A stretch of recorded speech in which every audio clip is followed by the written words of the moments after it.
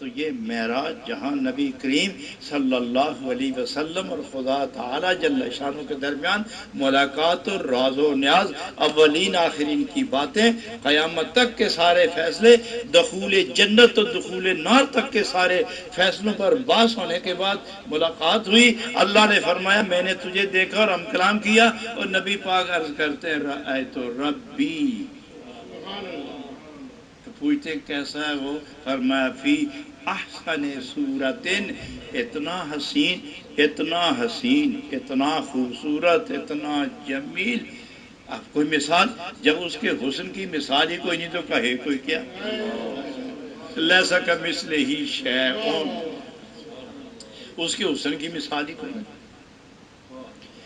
تو یہ ایک ہی ہے جس نے اس کے تمام جمال حسن کو لوٹ کر روح کے اندر رکھا اور پھر تحفہ لے کے واپس آ گیا، تحفہ لے کر واپس آ گیا۔ تو موسیٰ علیہ السلام نے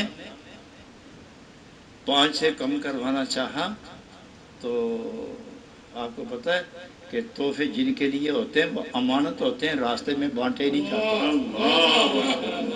اور اللہ نے ارشاد فرمایا جن کو تحفے کی لذت نصیب ہوئی ہے ان کو جب میں دیکھتا ہوں وَيَبِيتُونَ لِرَبِّهِمْ سُجَّدًا، تحفہ قبول کرنے کے بعد جب ان کو اس کی لذت آئی تو پھر میں نے ان کو کیسا پایا؟ یبیتون لربہم سجدا، تو امت کو یہ تحفہ دیا کہ فرش پر ہم نے عرش سے آگے جا کے مزے لوٹے، تم فرش پر سجدہ کرو، یہیں وہ مزے تقسیم ہو جائیں گے۔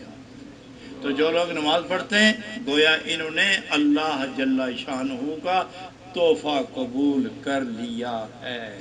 تو جو لوگ روزہ، نماز، حج، زکوٰۃ، تحفہ قبول نہیں کرتے، یہ مثال ان بچوں کی ہے جو کھلونے سامان توڑ کے بعد میں روتے ہیں۔